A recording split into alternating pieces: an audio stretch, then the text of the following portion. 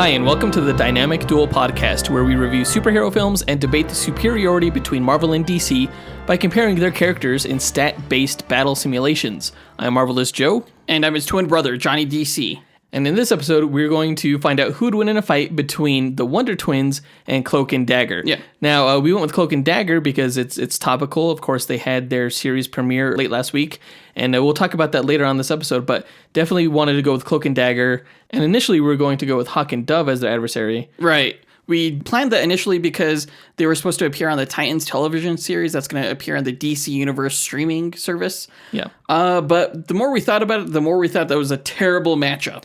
Yeah, Cloak and Dagger would totally stomp them. Maybe. I don't know. We decided to go with the Wonder Twins because they're a little bit more like elemental based, I guess, like Cloak and Dagger. Yeah. They both have like almost like a symbiotic kind of relationship as well. Their power sets aren't similar, but they have other similarities that I think will make for a good match. Yeah, I think it'll be pretty fun. So later on this episode, we'll be going over each of those characters' backstories as well as their powers and discuss how we think a matchup would go and then actually run the simulations to find out who would win. But before we get into that main event, we're going to go ahead and go over the news from the past week. There's quite a bit of news. Yeah, a lot of DC news, which is pretty cool. Yeah, we had the Spider-Man Into the Spider-Verse trailer that dropped. We're going to be talking about how Jared Leto is getting his own Joker spin-off film. Right. We're going to be talking about the big news that dropped about Geoff Johns leaving DC Entertainment to basically run his own production house for DC films and comics. There was also news about the DC Universe digital streaming platform. And finally, we're going to give our brief thoughts on the Cloak and Dagger Freeform series premiere that debuted last week. Yeah, and also just a quick reminder, this Thursday, June 14th, we will be releasing on our Patreon account our top 10 list for the top superhero costume adaptations in film. Right, that was a lot of fun to talk about. We will also be archiving our episode where we discuss the top 10 superhero battles in film as well. So go ahead and join us before the 14th if you want access to that episode at our $2 tier. Otherwise, you can access our complete archive for just $5 a month. Yeah, and stay tuned to the end of this episode because we'll give a preview of our top 10 costume adaptation list episode there. Yep. Right now, our goal with our Patreon is to get to 25 patrons, and at that point, we will be mailing out actual physical copies of the Dynamic Duel No Prizes that we give out to people every episode. Right. So help us reach that goal. Go ahead and go to patreon.com/dynamicduel, and there you can see all the cool bonus content that we have for you guys and get us one step closer to reaching that goal. Yeah, and speaking of no prizes, it's no prize time. So a no prize is an award that Marvel used to give out up until the 90s to fans who spotted typos or continuity errors. Our version, the Dynamic Duel No Prize, is a digital award that we post to our social media accounts that I personally draw up for those who we feel gave the best answer to our question of the week. Last week's question was, who do you think is the worst looking supervillain in a Marvel or DC television show or film? And so we want to say congratulations to a Mr. Harrison Fox for giving the answer of Galactus. Right, from the Fantastic I don't even know Four. if you could call him Galactus. It's more like Cloud Galactus. Cloud garbage. In the movie, I think Silver Surfer only mentioned him as Galactus one time, but the rest of the time they called him the Destroyer, which was a little bit weird too. Ugh. The movie did give some sort of impression that there was an entity within the giant space cloud. Yeah, you kind of saw like a silhouette. Yeah, but they never showed him. I don't know why. I don't know why either. I wonder if it was just like a budget concern or what. I know a lot of people were saying, oh, I mean, you couldn't show Galactus in the Fantastic Four movie as he is in the comics because that's too cheesy looking. Oh, gosh. To which I say, so slightly redesign him. You know, he doesn't have to look exactly like he did in the comics, but you can definitely work up a concept that looked like it belonged in that film and looked cool. Yeah, you know? yeah. And looked somewhat faithful, at least to the comic book Absolutely. character. You didn't have to cop out with the Cloud because that was just lazy. Yeah, just look at the MCU and their costume adaptations and how faithful they are. Look, like someone like Hela. You know? Right, exactly. That could be ridiculous on the page, but they totally went for it and it looked fantastic. Yeah, definitely. So yeah, congrats again to Harrison Fox. We want to give an honorable mention shout out to Jace Crump for giving the answer of Electro from Spider-Man 2. Which was also bad. Yeah, Amazing Spider-Man 2. We also are giving a shout out to Dan Baker for giving the answer of Mr. Freeze from the Batman and Robin movie. Right. So yeah, we will be asking another question of the week later on this episode, so stay tuned for that. And if you give our favorite answer, you'll win a Dynamic Duel No Prize as well. On to the news.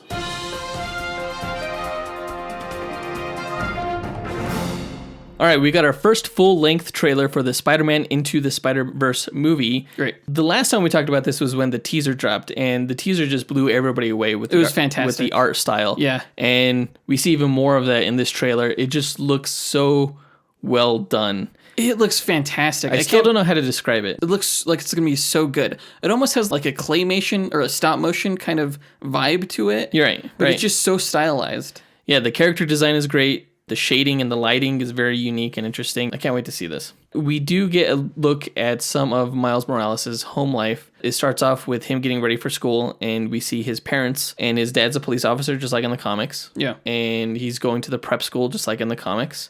I'm not sure if his origin will be the same, because in the comics, he became Spider-Man because his uncle, the Prowler, broke into Oscorp where they were experimenting on the spiders, and one of the spiders crawled into the Prowler's bag. And then when Miles went to visit his uncle, the spider crawled out of the bag and bit him. I wonder if that's going to be the same case here. We do see the Prowler in the trailer, right? Yes, we do. Yeah, later on they're fighting. The world building for this is just amazing. You see shots of, I think it's like Upper Manhattan, and like the ads, you see it's like a similar universe to our own, but just different. Instead of Coca-Cola, they drink Coca soda. It's really interesting.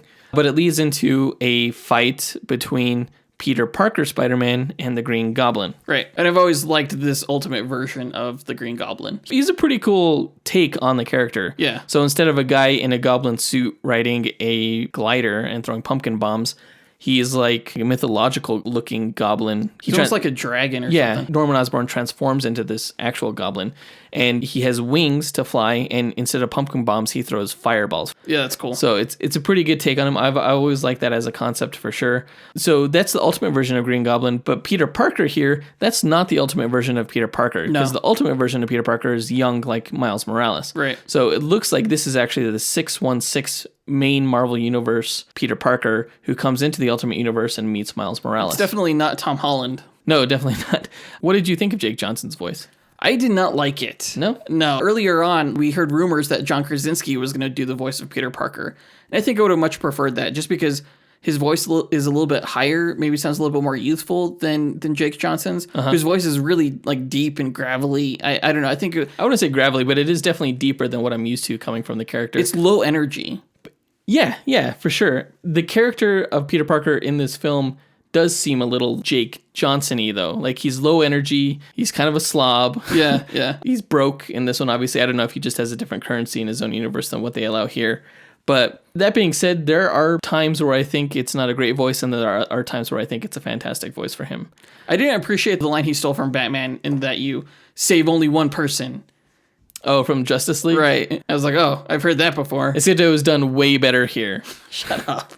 There was a cool part where after Miles Morales gets bitten by the spider and he's running through the city, that we see those thought boxes from comics where he's like, it was just a normal spider and I'm just a normal kid. And then he almost runs into the taxi cab and realizes he's not a normal kid. That convention of incorporating those comic book thought boxes is really cool. Gets me really excited because it's an advantage that comic book medium has over film, and that you can see the entire narrative of a character's thoughts. And the fact that we get to see this for the first time that they're doing in this film is, to me, it gets me super excited.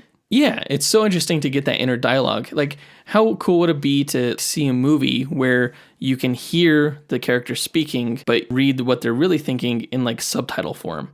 That's awesome. Never really been done before, and such a unique and fascinating concept. I can't wait to see it in action in this film.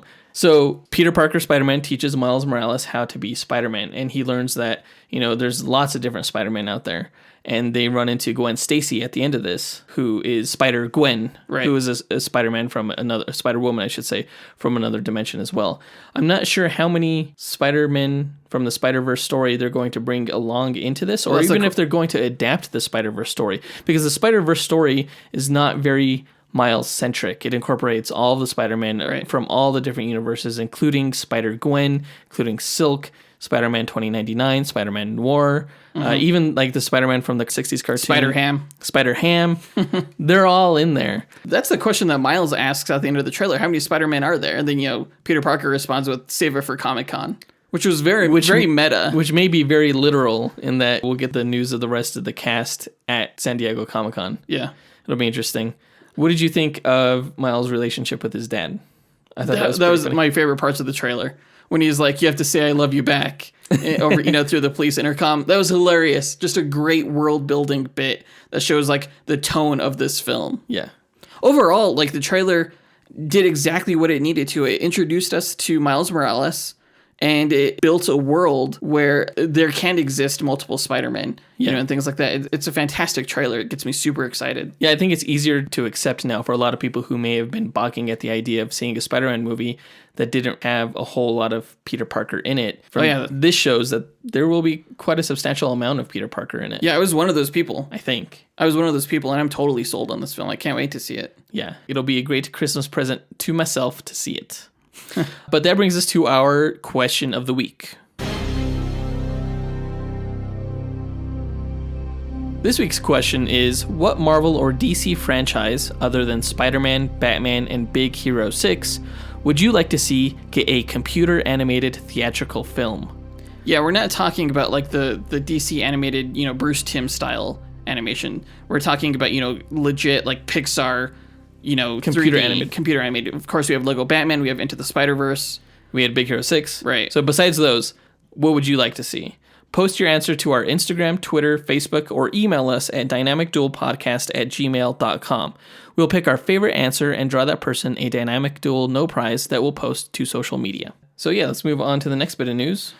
So Jared Leto is getting his own Joker spin-off film that he will also be, according to Variety, executive producing, which is interesting just because we already know that Todd Phillips is doing his own Joker origin story produced by Martin Scorsese, starring Joaquin Phoenix. So, according to the Variety article, that movie is going to be under this new DC Origins banner that DC is going to announce at Comic-Con. And this Joker film is going to be more in line with the DCEU continuity. Mm-hmm. Not sure how I feel about that. I mean, this is not the first time they've talked about doing a Joker movie with Jared Leto. They said that Suicide Squad wasn't going to be the only time that we saw the character.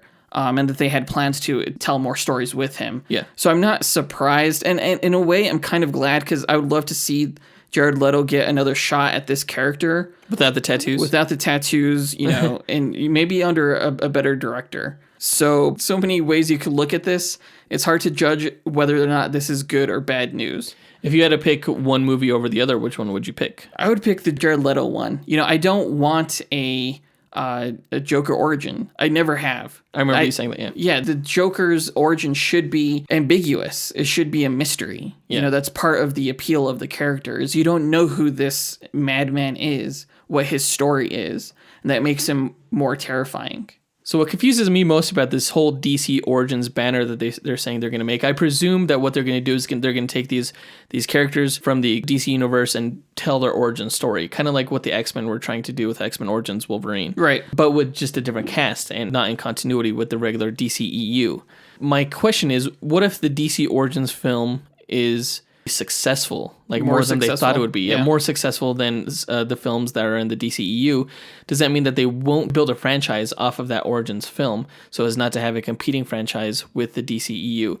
I don't know. It hurts my head to think about. I think you have to go into it understanding that they couldn't do that, that these DC Origin films have to be standalone. Like one-offs. Yeah, just one-shots. Right. One of the biggest questions I have about this is, can you no longer tell an origin story within the DCEU? Without it being underneath that DC Origins banner? Right. I mean, you think of something like Wonder Woman, which was an origin story. Would they not tell that story anymore in favor of keeping that under a new DC Origins banner with a different actress as Wonder Woman? Yeah, it's so ridiculous. I don't understand They're creating competition with themselves, and that's something that you don't want to do. It's just a bad idea. Or is it, though? Yes. We won't know until it actually comes out and, we see how everyone responds to it. Maybe They're not going to respond well. Well, look what Spider-Man is doing with the Into the Spider-Verse thing. That's somewhat similar. But it's animated, so it's easier to distinguish between the franchises. They're not creating competition so much as like a bonus franchise. You could make the claim that maybe they're going to go with a very, visual style or a consistent style for the DCEU films. And then, the Origins will have their own style. the animated films definitely have their own individual styles on occasion. Right. So, I don't know. It's bad. It's bad. One of these things should get canceled, and I highly suspect that they will. One of the Joker films. We'll see. Yeah, so the next bit of news is that Geoff Johns is exiting his president and chief creative officer role at DC Entertainment. Which, when I first saw that news, I was like, no, holy shit, that's huge. This is really bad. Yeah. But then I learned that he's moving to a more creative type role where he's serving as writer and producer for a lot of DC Entertainment, television, films, and comics. I mean, it doesn't really seem like he's getting a DC Entertainment paycheck. It seems like he's doing like freelance writing and consulting and producing and working more with Warner Brothers than DC. So there's one of two possible scenarios going on here. The first being that Warner Brothers recognized Geoff Johns as the creative go-to guy for DC, and they know that he's the key to bringing their film division success. So they kind of moved him. The second scenario is that he was an incompetent businessman as the CCO of DC Entertainment. And so I think it's both. It's both. I think he was a creative guy. I don't think he was a businessman. I don't think he fit well as a president of the company. And I think he was better off, writing stories and producing stories. The way Variety spins this is that he was fired, but that he's just so well respected that they needed to give him something to sort of keep him on board because, they do need him. Yeah. They just can't have him a part of DC Entertainment anymore because of the Time Warner merger, which is being voted on tomorrow. Really? Actually, by the time we hear this recording, it's being voted on today. Really? Yeah, the government will approve or reject AT&T's acquisition of Time Warner. Interesting.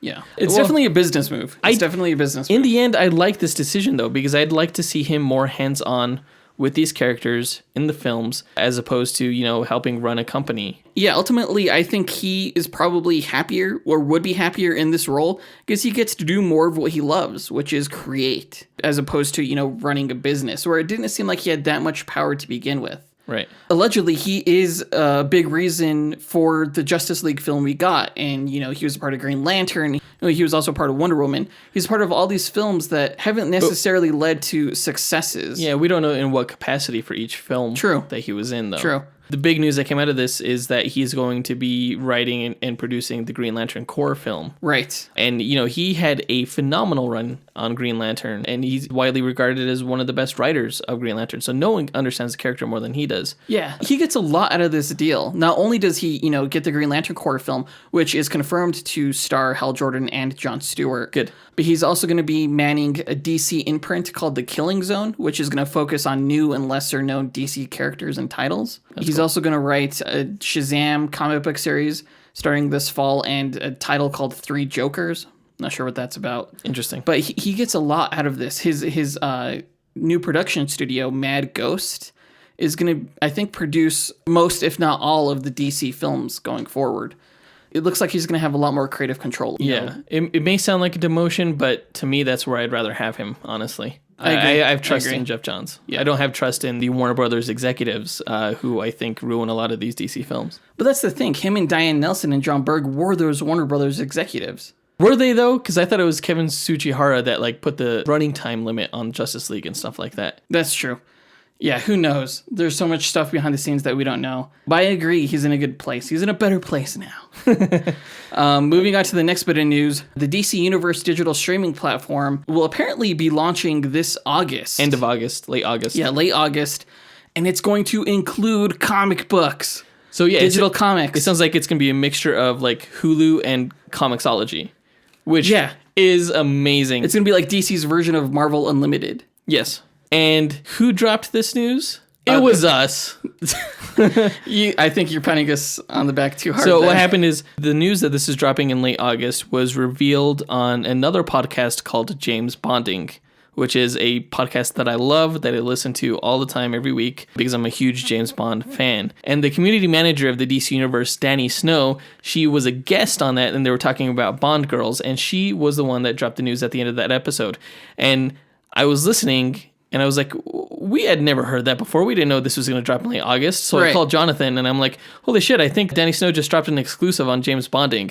So Jonathan listened to it, and he was like, holy shit, that is an exclusive. Let me go to Reddit. So we put it on Reddit, and the next day, all these news outlets were picking up the news. Right. So if you are aware of this news, You have us to thank. you have us to thank. But not really. 'Cause we put it on Reddit. No, we're not really the source. We have Danny Snow to thank. But it was really good news that she dropped, because a lot of people were kind of iffy on whether or not they were actually going to get the service. And the fact that we now have a release date, and now that we have a better idea of what the content is going to be, it's going to be that much more appealing. Oh my gosh, my hands are just so itchy. I just want it so bad. I will it's not pay a- you anything. I will pay you anything. I think last time we spoke, you said you wouldn't pay more than like $10 a month for this. I think it was 8. $8 a month? Yeah. Would you pay $10 a month for this now? Yes. Now that you know it's probably. comics. I probably would. If this includes all the comics that I'm buying, like Doomsday Clock and stuff, Yeah. which honestly, it may not. It may just be like back issues, sort of like Marvel Unlimited. Right. But if it did include that, oh my gosh. In the words of Kevin Smith, take all my fucking money. Danny Snow also revealed that they're going to have like old cartoons on there. Yeah. So I'm thinking it's going to be like Batman the Animated Series and the Superman cartoon. Yeah, the old like Justice League cartoons. And I'm hoping for like Super Friends. And there's my Wonder Twins tie-in to this episode right there. Super Friends. Yeah. We'll see if that gets on there too. But yeah, great news. Really looking forward to it. All we really need to know now is that price point. Right. And by we, I mean you, because there's no way I'm buying this. So, all right. Speaking of original television content, I did want to give my brief thoughts on the Cloak and Dagger pilot episodes. It was a 2-hour event, so it was the first 2 episodes of the season. How did you watch it? I watched it on Hulu. It's available on Hulu if you have a Hulu subscription. Oh. Because they have Freeform's content on there, which I was very grateful for because I didn't want to download the Freeform app. And one of my main concerns about watching the show was that it was going to be too freeformy, which is like very like teen soap opera-ish. And to an extent it was, but it wasn't in a way that made me roll my eyes. They felt much more real to me as teenage characters than like the characters did on the Runaways television show. Mm-hmm. To me, Runaways should have been on Freeform because that was like teenage soap opera drama stuff. Yeah. I did not like that show because they didn't even run away until the very, very end. But anyway, with Cloak and Dagger, it feels more like a show that should have been on ABC because the content, even though it deals with these 2 teenage characters, the content is very mature and very adult about everything like that. Mm-hmm. And they did make some changes to the origin, but I think they made them for the better. I really like the way they're putting this all together. Yeah. The one thing that I do not like about the show so far is that Dagger's light knives are physical as opposed to energy based. So she can like physically stab somebody with them. Well, we knew that from the trailers. Yeah, we did. I still don't like it though. What is this new origin? I know we're going to hear the actual comic book origin later on in the episode, but what's the show's origin? So in the show origin, they're both dying. Both Tandy and Tyrone are drowning, but then all of a sudden Tyrone sees this light and he reaches out for it, and she sees a darkness and she reaches out for it, and they're actually reaching out towards each other. And it's actually really well done. Wait, so the source of their power is some kind of energy explosion? Yes, although we know from the trailers that they're called the Divine Pairing, so they haven't quite delved into how they got these powers yet. We're just seeing them kind of discover them right now. But it's really fascinating stuff. I highly recommend the show if you have not watched it yet, because it's going to be way better than the Runaways. I don't say that lightly, because I went into the Cloak and Dagger very skeptical, and I really cannot wait to watch the next episode. Cool. 2 thumbs up. Cool. Let's get on to the main event where we talk about who would win in a fight between the Wonder Twins and Cloak and Dagger.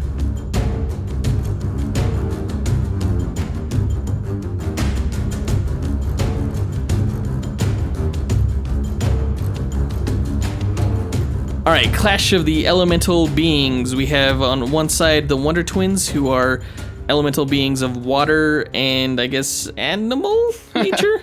And on the other side, we have beings of light and dark in Cloak and Dagger. I think that our decision to switch from Hawk and Dove to the Wonder Twins was a great idea, because I think this will be a really good matchup where I think power-wise, they're near the same level, but they have completely different power sets. Yeah, I have no idea where this cool. is going to go. This is going to be a challenge for sure. Yeah. It's also our first match where we're pitting more than one character against each other. Yeah, it's not going to be mono-e-mono. It's going to be duo-e-duo. And we weren't really quite sure how to approach this simulation-wise, because what we typically do is we take each character's stats among a variety of criteria and run the Monte Carlo method that randomizes those stats along a bell curve, and then we compare those numbers 1,000 times to see who would win. It's 1,000 battle simulations. Yes. with stats. In this instance, though, we have two characters. So what we decided to do, I think the only way to do this is to actually create a matrix, because any character could be fighting any other character at any given point in time. Right. So we're going to take each character's win and loss ratio against the other characters and then combine them as well. So not only will we have win ratios for each character, we'll have win ratios for them as a team itself. And we'll compare those numbers to get the actual figure on who would win between the two pairs of characters. Right. Does that make sense? It's complicated. But yeah, I think it was a great solution for how we're going to do this. And later on this year, when we do our big team versus episode, that's what we're going to do with that as well. That's for our episode 100. Yes. Yeah. Yeah. So as Joseph mentioned earlier, the way we do this is all stats. Most of our stats are based off the official Marvel power rankings. We extrapolate DC stats from that, and we incorporate a few more to help round out what we think is a fully robust simulation of the match. So before we run those simulations, we like to give a breakdown of the character's history and abilities. I think you go first this time. Yeah. Yep. All right, let's go ahead and get into Cloak and Dagger. So Cloak and Dagger are a duo of light and dark elemental superheroes who are interesting, I think, because of their sort of yin and yang power set and unique codependent relationship. Cloak's real name is Tyrone Johnson. He grew up in a poor Boston neighborhood, managing life with a chronic stutter that made it difficult to communicate. But he had a best friend named Billy, who was helping him overcome his speech impediment. One day as teenagers, they witnessed an armed robbery at a convenience store where the clerk was fatally shot. Billy ran from the scene, afraid he and Tyrone would be suspected of the murder. A policeman found the boys running and drew his gun on them. Tyrone tried to explain their innocence, but his stutter prevented him from getting any words out. Oh no. The officer shot and killed Billy, and the sight of seeing his best friend shot and killed haunted Tyrone for the rest of his life. He blamed himself for Billy's death and ran away to New York City. Holy cow, what like a timely origin. Yeah, kind of. It sounds a little bit too familiar now these days, huh? Yeah. Dagger's real name is Tandy Bowen. She was born to a wealthy family and grew up in Shaker Heights, Ohio. Her mom was a self-centered narcissist who neglected her, and her father left when she was a young girl. When her mother married another man, Tandy felt abandoned and unloved, deciding to run away and take a bus to New York City. When she arrived at the terminal, she was attacked by a thief attempting to steal her purse. Tyrone witnessed the robbery in progress and fought off Tandy's attacker. She thanked him by buying him dinner, and the two became fast friends. They were offered shelter for the night from some strangers, and Tandy naively accepted. Tyrone was less trusting but decided to go along to protect Tandy. Turns out the strangers worked for criminal chemist Dr. Simon Marshall, who was in the process of testing out a new heroin substitute called Delight on homeless teens. Tandy and Tyrone were forcibly injected with the drug alongside a group of other runaways in a secret facility on Ellis Island. The two were the only survivors of the experiment and started developing strange powers as they tried to escape the facility. Tyrone became shrouded in darkness and developed an acute hunger, which lessened in the presence of Tandy, who was glowing with a bright white light. To hide and contain his new appearance, Tyrone grabbed a covering off one of the facility's cots to form a makeshift cloak, which he used to draw Marshall's goons into his darkness. Tandy was able to project her light energy as daggers, and the two were able to fight their way off the island and swim away, each saving each other from drowning in the upper New York Bay.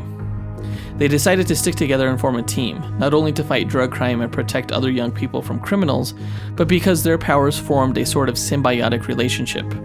Cloak's body became a portal to the Dark Force, a dimension of complete darkness that corrupts its users and drains the life from those trapped inside. Dagger's body became a conduit of the Light Force, a healing life energy that all living beings possess some quantity of. Cloak's Dark Force portal feeds off of Dagger's Light Force energies, which build up in her over time. Without Dagger, Cloak would eventually become a weakened, corrupted being that would need to feed off the life force of civilians to survive.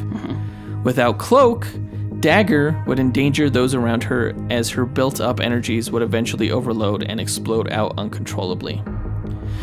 They started out as ruthless vigilantes, which was weird because they were just killing people left and right. What the heck? Including the criminal chemist Dr. Simon Marshall that gave them their powers. Their whole judge, jury, executioner thing was mainly due to the corrupting influence of Cloak's dark force, but Dagger was eventually able to resist and steer Cloak toward a more merciful approach. They began operating out of the Holy Ghost Church in New York City, where they would fight crime and assist street-level and mystic heroes such as Spider-Man and Doctor Strange, respectively. Their quest to assist runaway children also brought them to Malibu, where they assisted the teen hero group called the Runaways from their parents, a secret criminal group known as the Pride. For a while, Tandy and Tyrone believed they were mutants whose powers were unlocked through the drug D-Light, but it later turned out the drug was created by their adversary, Despair, a demon that feeds off of negative emotions. He secretly manipulated Tandy and Tyrone to become vessels for his mystic power, which is why they didn't die when they took the drug. When he tried to collect that power, they resisted and Despair was defeated. So it was revealed that they weren't mutants and that their powers were actually mystic in origin. They're called mutates when they're mutated without actually having the X gene. They later learned that a human trafficker named Martin Lee was also injected with D-Light that night they got their powers. He escaped the Ellis Island facility as well to later become one of their adversaries known as Mr. Negative, who possessed a dual personality with both light and dark powers. He used his Dark Force touch to corrupt Tandy into becoming a conduit of the Dark Force instead of the Light Force, and he used his Light Force touch to invert Tyrone into a portal for the Light Force, effectively switching their powers. They were manipulated into serving Mr. Negative with an addictive drug called Shade, but Spider-Man was able to free them from his influence by creating an antidote for the drug. Tandy and Tyrone's powers returned to normal at that time. Mr. Negative, isn't he the villain of the new Spider-Man game? I don't know. Yeah, I think he is. I know he has fought Spider-Man on numerous occasions as well, so. Yeah, he is. He's kind of like a shared villain. That's cool. So what are Tandy and Tyrone's powers? Well, Cloak has the limited ability to spread out and resize his cloak to absorb people into his Dark Force portal. When in the Dark Force portal, unprotected criminals experience visions of their greatest fears and nightmares as their life forces are drained. If Cloak keeps them in the Dark Force dimension for too long, they die. Cloak can manipulate the Dark Force to extend out from his cape to enshroud the general vicinity in darkness. Being a living portal, his body and cloak are typically intangible, though he can willfully become solid to interact with the physical world. He also has the means to teleport himself and Dagger by withdrawing himself into the Dark Force dimension and reappearing elsewhere. Like Nightcrawler. Yes, although Nightcrawler goes through the Brimstone dimension, not the Dark Force dimension. Oh. Dagger has the ability to manipulate her light energy daggers mid-flight to seek out her targets. She throws them and can control their flight path. Oh, that's cool. They can be used as tracking mechanisms that lock in on the life force of others. When hit by the light force, a criminal goes into a painful shock from the energy's purity, much like a drug addict getting hit with a hard dose of cold turkey. They experience visions of their purest dreams, what life could be like without their poor choices. Those dreams, combined with the light force's detoxifying properties, often help to reform and rehabilitate criminals. Wow. Her light projection isn't limited to her daggers. She can also diffuse the energy to illuminate dark areas or focus it into blinding flares as bright as the sun. Dagger is also remarkably agile due to her past as a ballerina and the enhancement of the life energy within her. Their one weakness, I guess, is that neither of their powers affect non-living objects. If Dagger hits like a wall with her light daggers, it doesn't like stick into the wall. It just disperses, or it'll ricochet, depending on what she wants it to do. What if she throws it into water? Does the water have a soul? Nope. I don't know. It probably does. That's all I'm saying. So yeah, that's Cloak and Dagger. What, did you think that was interesting? Did you like that? I guess. I don't know. Okay. I always thought Cloak and Dagger have always been really cool. They are cool. Unfortunately, most of the stuff that I read with them, I did collect a few of their miniseries throughout the years, some of their arcs from the 80s and stuff like that, but I haven't read too much, so there was a lot of holes that I had to fill in here with research. And honestly, they didn't have a huge backstory from what I was able to tell. But oh, you think they don't have a huge backstory? Just wait, sir. Conceptually, I think Cloak and Dagger are really cool. But yeah, you couldn't find anything on the Wonder Twins. It's because they didn't have their origins in the comics, right? The Wonder Twins it was the Super Friends cartoon. Yeah, it was really hard to find a lot of information on them. I think I have one comic book that they appear in, so I actually had to buy quite a few more comics for my research because there wasn't a ton of stuff on the internet. So actually, what I think I've compiled is probably one of the more extensive curated histories of these two characters that exists on the web. So all right. Consider yourself lucky. So the Wonder Twins, Zan and Jaina, originally appeared in the all-new Super Friends Hour cartoon television series by Hanna-Barbera in the late 70s. Their look was based on Spock from Star Trek, and their personalities were based on Donnie and Marie Osmond. Really? Who were extremely popular at the time. They and their pet monkey Gleek essentially replaced former characters Wendy, Marvin, and the Wonder Dog on that show, since they were little more than teenage proxies for their viewers who couldn't participate in battles. They were useless. But Zan and Jaina were not, and they eventually made their way from the cartoon into the Super Friends comic adaptations, where their origin was revealed. They're aliens from the planet Exor, born to Fanab and Rua. Originally, they got their abilities from recessive Exorian genes. They were shape-shifting mutants. Zan was able to turn into water-based forms, and Jaina into animals. Their parents died during a plague that swept their planet, and the twins were placed in an orphanage. No Exorian family would adopt mutants, however, so the two were given to a carnival owner named Duel. He forced Jaina to turn into zoo animals to amuse carnival patrons, and Zan had to turn into fountains. Okay. They befriended the other carnival workers, including a clown named Illick and his pet blue monkey Gleek. Illick essentially raised the twins, as the carnival owner Duel only saw them as property. As they grew up, Zan and Jaina grew resentful of Duel, especially when they learned that, as property, they were never paid anything beyond food and shelter. After confronting Duel and being denied payment, they used their shape-changing abilities to force Duel into relinquishing legal ownership of them, after which they escaped the carnival and together with Gleek, they used a spaceship to leave the planet. During their interplanetary explorations, they stumbled across a Superman villain named Grax, who they discovered had plans to destroy Earth. The twins traveled to our planet and warned the Super Friends of Grax's plans. Thanks to Zan and Jaina, the Earth was saved, and the two were welcomed onto the Super Friends team.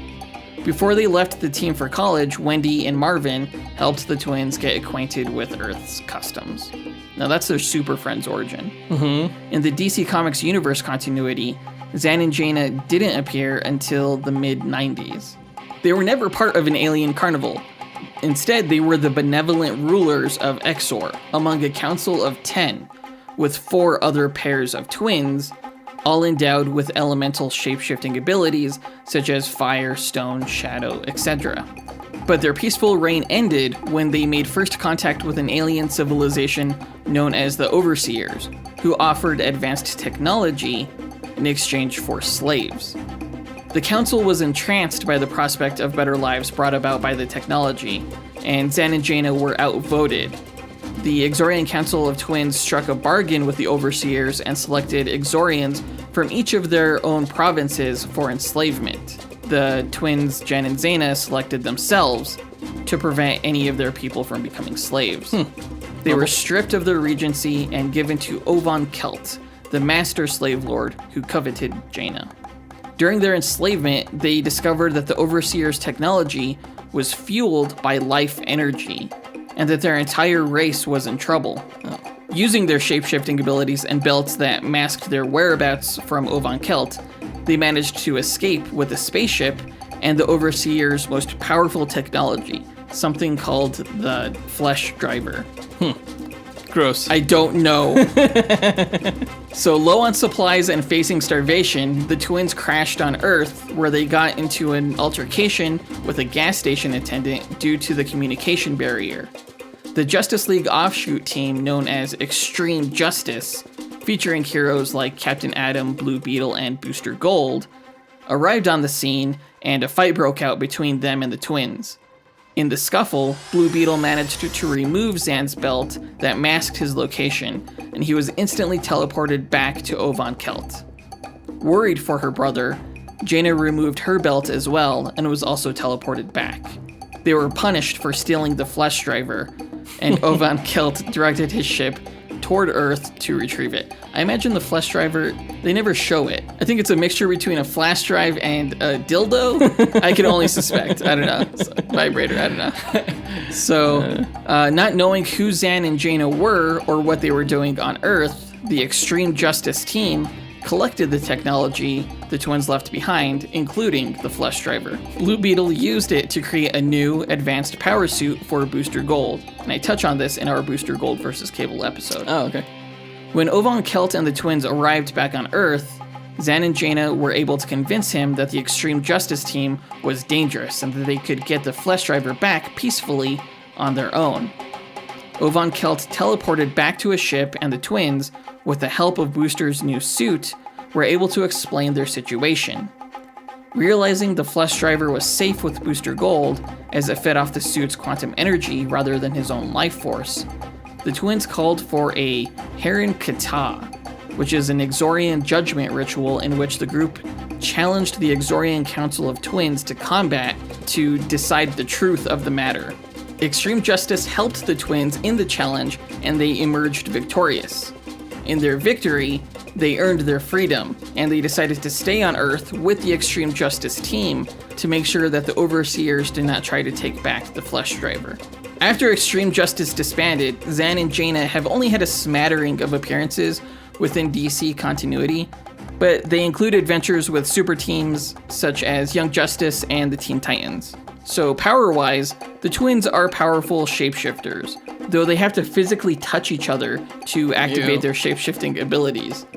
More often than not, the contact was in the form of a fist bump. In the cartoon, they always announced what form they were going to take, but in the comics, that's not a requirement. As mentioned earlier, Zan can transform his entire body, or his limbs, into water-based forms in a liquid, ice, or vapor state. He could also incorporate water from the atmosphere or nearby water sources to add to his mass, allowing him to turn into things such as an ice giant, a small localized hurricane, or even a shrouding mist. Like when he became fountains, can you incorporate like marble into his structure? Or like I saw him turn into like a bucket of water one time or something. No, but he could turn into anything solid, just it's ice. Okay. So he could turn into like an ice fountain that spouts water, liquid water. Gotcha. So Jaina can transform her body or limbs into animal forms, whether from Earth or any other alien planet, including a King Kong-sized fire-breathing gorilla, a massive prehistoric flying raptor, or a 100-tentacled kraken with acidic ink that I'm inventing for this match. What? The two also have a telepathic bond, but, you know, that's just like any other set of twins. Oh yeah, we have telepathic powers. Dude, I just realized I wasn't supposed to say anything. All right, so after we go over each character's powers and backstories, as we've just done, we like to go ahead and discuss how we think the match would actually go, how we think one of these 1,000 simulations that we're going to run would actually go. Right. So we like to start the characters off about 50 yards apart in a location that does not favor any particular individual. So we say it takes place in no environment. Because we don't take stats for the environment. Correct. And the last rule we set for these matches is that the characters know that each other are threats. Right. So they know they have to defeat each other, but they don't know anything else about each other. So they won't know what each other's powers are or anything like that. Right. All right. So let's go ahead and get this party started. All right. Who makes the first move? 50 yards apart. Right. I'm going to say Zan and Jaina do. They make the first move by fist bumping. Okay. And then Jaina turns into a giant pterodactyl. Okay. And Zan turns into like a spiky Iceman who climbs on her back and rides her. A spiky Iceman who rides a pterodactyl. Yes. Okay. So they go up into the air, and then he goes over Cloak and Dagger, and he starts throwing ice missiles. So he's throwing them right at Dagger, and immediately Cloak steps in front of Dagger, and all those ice missiles just go right into his cloak, and he absorbs them all. Okay. Dagger jumps through Cloak and shoots her daggers right at the pterodactyl and the ice guy. Uh-huh. And it looks like she misses, but the light knives turn mid-air and hit Zan and Fran right in the back. Okay. So they both get hit by these light daggers and go into shock. Except that they have a different life force than normal humans, so it's not going to affect them in that same way. It is going to affect them in that same way, No, because one of the things that they learned in the comics from the Flesh Driver was that the Overseer technology fed off of their life force, but it didn't do that to Booster Gold because the Twins' life force was more like quantum energy, which is why the Flesh Driver fed off of his quantum batteries, essentially. So they do have a different life force than humans, and that's been established. You can't just make shit up. I'm not making that up. I have the comic for it. I don't know how to respond to that. It hits them and it hurts them. So it hits them, it doesn't hurt them, it just makes them more powerful. It doesn't make them more powerful. I don't know what it's going to do to them, but again, they're not humans, so it's not going to affect them in the same way. I have no idea how it's going to affect them. Well, we need to figure out exactly how it would affect them, because that's something that we need to know. We're just going to say it's not going to affect them, because there's no way we could say how it can affect them. I want to say that it affects them twice as much. I disagree. Why don't we just accept that it would affect them like how it would affect like anybody else? Because I'm not willing to cede that. Well, because we don't know if it won't affect them and we don't know if it'll doubly affect them, so we'll just compromise me in the middle and say this match is just like, you know, how it normally would be without any sort of type of cheating. All right, okay. So they get stunned. So they get stung and they both, you know, fall to the ground. Okay. But as they're falling, they touch hands and they activate their powers again. So Zan turns into a giant wave of water that lands safely, and Jaina turns into a tentacled kraken with acidic ink. You're already going there? Yeah, so Zan floods the area. So, you know, Cloak and Dagger are like swirling in the water, and Jaina grabs them. He can produce that much water? Yeah, he can produce a lot of water. Like an ocean's worth? Not an ocean's worth. Definitely not an ocean's worth, but enough to like create like a localized blizzard or flood. Definitely enough to like fill a small area with water. A lot of water. So Jaina has them like by the necks and she's choking them out with her tentacles. Okay, so I think Dagger is going to be shooting her light knives at the tentacles so that they release her. It's interesting because neither Cloak nor Dagger can fly, so they're going to have a hard time dealing with this flood of water at their feet. They're gonna have to swim out. Yeah, I think Cloak would be able to absorb most of it. He's absorbing Zan then. Oh, good. Yeah, so Zan's going into his cloak. Like all of him? I don't know. Like, I think eventually Zan would stop the flood because part of his essence is going into Cloak, and you don't want to be in the Dark Force dimension because it drains the life force out of you. So he's like, oh shit. So like he probably stops the flood, and then the water that he's absorbed is probably like extra. As I don't really know how the whole water thing works with Friend, but I imagine that he stops the flood. Zan, whatever, I don't care, and is able to reappear as Zan from the surrounding water that wasn't absorbed into the cloak. All right, so I mean they're definitely touching because you know Jaina's swimming in Zan's water. Ew. I don't know why that sounds dirty. So you know then they turn into something else. Let's see. Jaina turns into Crypto, which you can learn more about in our Crypto versus Throg episode.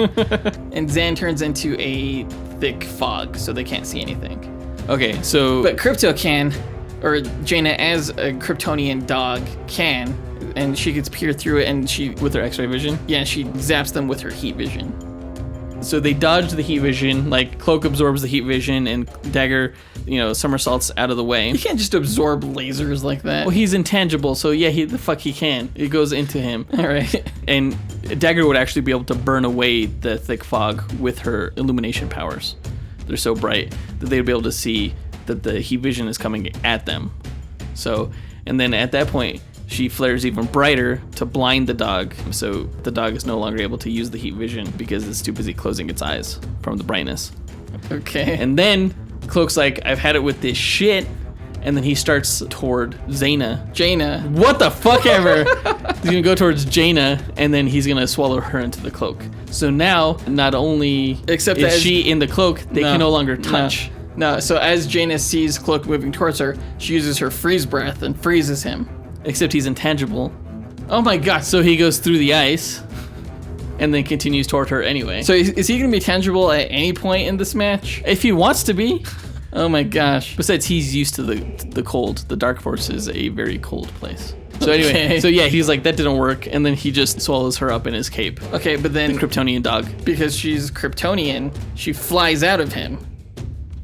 her and Zan like. Well, she can probably regroup. fly out quicker than he can actually. You're damn her right. up. You're damn right. Okay. You're damn right. All right. So then they go to each other and they fist bump.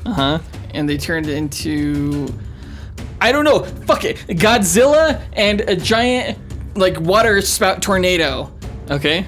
So Zan is going in his water, and the force of his spin is just like knocking him around and beating the shit out of them.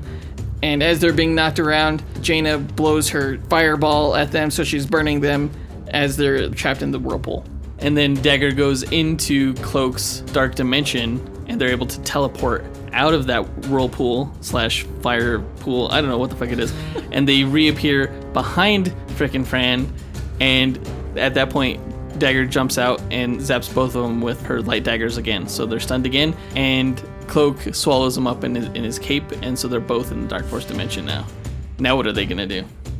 Okay, so they fist bump in the Dark Force dimension, and Zan turns into like a ice crystal, and Jaina turns into some kind of creature that emits light, whether it's like through bioluminescence. It's just really fucking bright. That's all I know. Okay. Let's say it's some kind of what's like an anglerfish. Okay.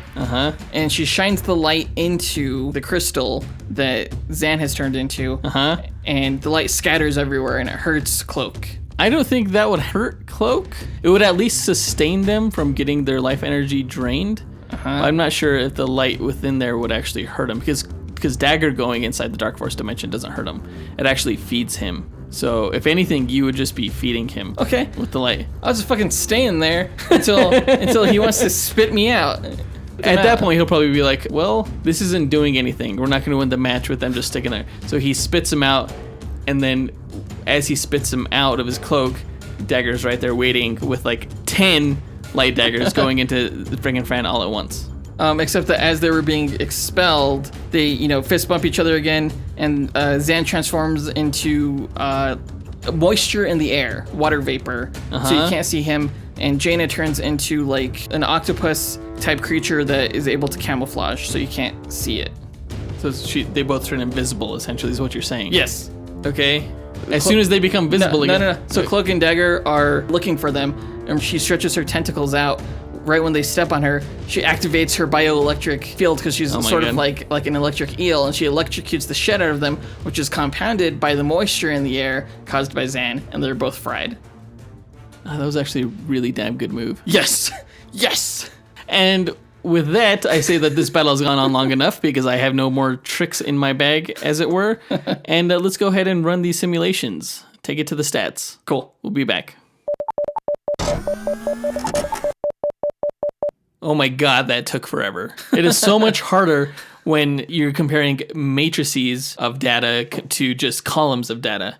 It took a really long time. It took like 4 times the amount of time. Yeah, we had to account for each character fighting against each character, because you never know in a simulation who would be fighting whom. And you have to also account for team-ups as well. So not only do we have the data for the individual stats, we have the data for the team stats, and we have it all compared. Jonathan is actually going to tell us who the winner is. Right, because I have the spreadsheet with all of the accumulated data on it. So this is my first time. Oh my gosh, you're going to announce the winner. How do you think it went? Honestly, I do not think it went well for Cloak and Dagger. Cloak and Dagger, I found out in compiling the stats, they have really cool powers. Yeah. But stats-wise, they don't look that impressive because, they're not super strong. They're not great hand-to-hand combatants. They're not especially durable when they do get hit, even though they're incredibly evasive. And like across the board, none of them are especially gifted strategically or intelligence-wise. And they do heavy damage to people, but not like in general. Right. And, the Wonder Twins did have their own weaknesses. Like, they're not especially intelligent. They did lead a planet, but, it was a peaceful planet. So it's not like when it comes to, like, fighting strategy, they're adept by any means. Fighting skill-wise, they're lacking as well. But right. They have a lot more versatility. Right. When you account for all the animals that she can turn into and all the different forms he can take, they're faster and they can be, physically stronger and things like that. Yeah. So I don't know. I think stats-wise, I think Cloak and Dagger are going to have a hard time winning this. And I suspect that it's not even really going to be that close, to be honest with you. So let me tell you how close it is. Just give it to me straight. So, out of 1,000 matches, the Wonder Twins were victorious. Yeah. With 766 What? wins. And Cloak and Dagger had 234 wins. I thought it was going to be like the high 60s. It's pretty It's good. only like 3 out of 4 matches. That's a decent win. That's a really good It's win. a C. It's a C at best. Oh, okay. So what was it? 766 matches? So 76.6% of the time, the Wonder Twins would win. Versus Cloak and Dagger, 23.4% of the time they would win. That's a hard pill to swallow.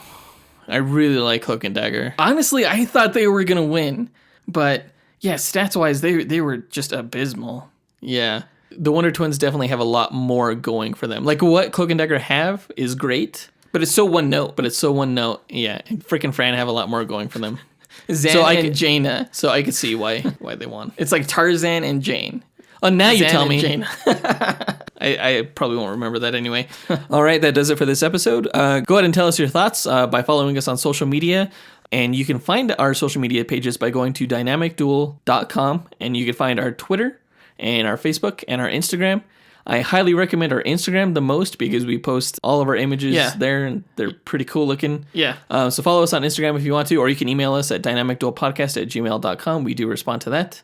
And in our next episode, we will be reviewing The Dark Knight.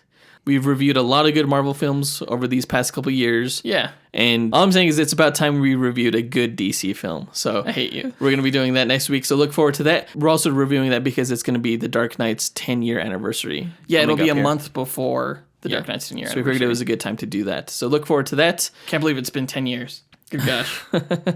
And don't forget that you can go to Stitcher.com/premium and use the promo code DUEL to get a free month of Stitcher Premium where you can listen to Wolverine The Long Night podcast, which is produced by Marvel and also stars Richard Armitage as Wolverine. It's a great show. I highly recommend it.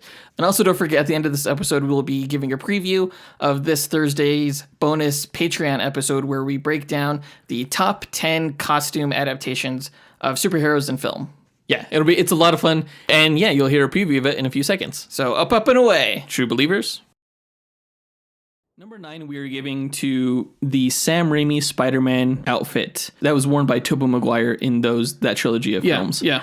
Now, I do think that I like some of the subsequent costumes, such as like Tom Holland's. I think that's a great adaptation for the Marvel Universe. Right. But it was really this Spider-Man costume, that really made superheroes viable. It kind of set the standard for like spandex. Right, because before this, people always perceived spandex costumed superheroes as like the Christopher Reeve suit or Adam West's Batman suit. Right. Like that was superhero tights to a lot of people.